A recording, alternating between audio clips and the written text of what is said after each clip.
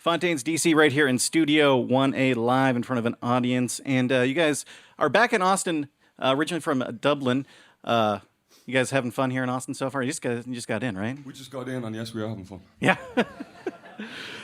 So I wanted to ask, I know you guys get asked this a lot, but Dublin, kind of like Austin, seen a lot of changes in the last, few decades, years. How does the changes in culture and the city kind of evolving and changing affect how you guys make art and make music? Well, I think any kind of this is so strange hearing my voice booming back in the ear. It kind of lends a sense of gravitas. That's all, you don't have to change it. Sorry, it lends a sense of gravitas to whatever I'm saying, which is good because I might not be saying anything that's worth hearing.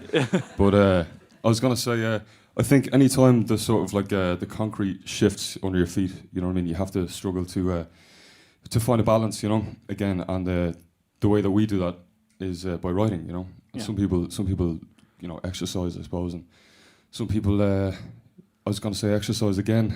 I think I need to exercise, but yeah, I think we just kind of write our way into feeling kind of normal again. It's all about sort of like shifting your perspective, and kind of like or shifting, the world that you see it, like into a kind of way that's more feasible, to live through, Yeah. Do you ever see yourself as ambassadors for Dublin, Ireland as a whole? Dublin that was, Dublin that is? Someone else want to? No? Shy. I think that's quite, feels like a very, very dangerous sort of thing to say about yourself. You know what I mean? Yeah. No. No. Good. I think I certainly believe that we reflect Dublin the way that we see it, and we are ambassadors of our version of Dublin. Yeah. But I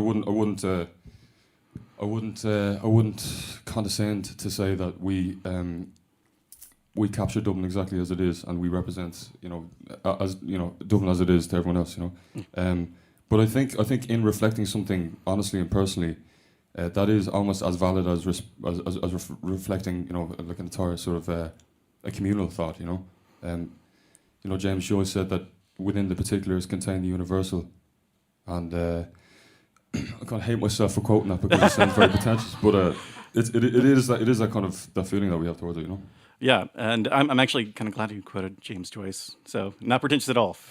So, well, actually, that just kind of reminds me because you guys capture characters so well. Like, what is it in Sha Sha Sha, which is the song you guys are about to play? Like, you get that cabbie in like just a few lines.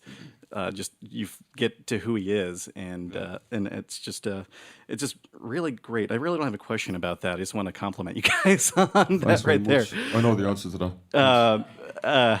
I guess what I wanted to ask was about how, because I know literature, James Joyce apparently, of course, is important to you guys. How does literature and other art forms inform what you guys do? Do you want to take that?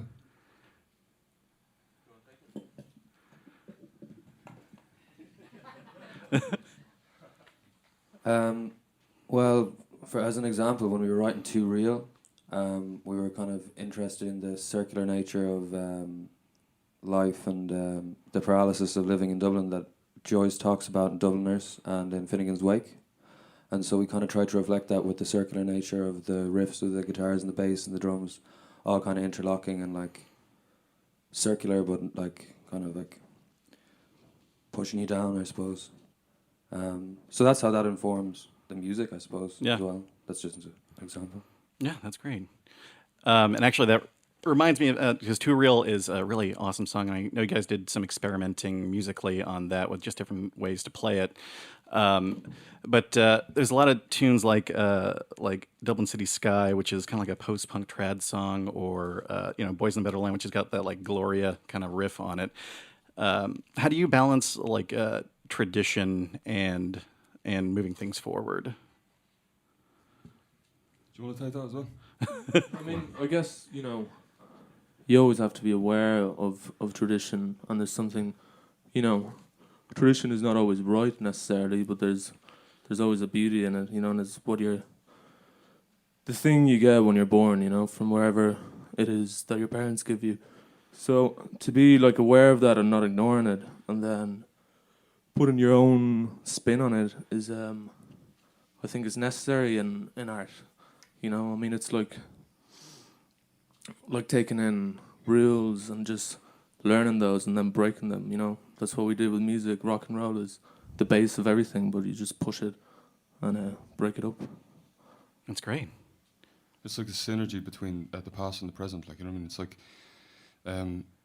a sort of like a reconceptualization or like a readaptation of the past, and you kind of use it with all the experience and wisdom that you and the rest of the human race have garnered over the years. You know, and I think it's one of those cases of, you know, 2 + 2 = 5. You know, if you do it right.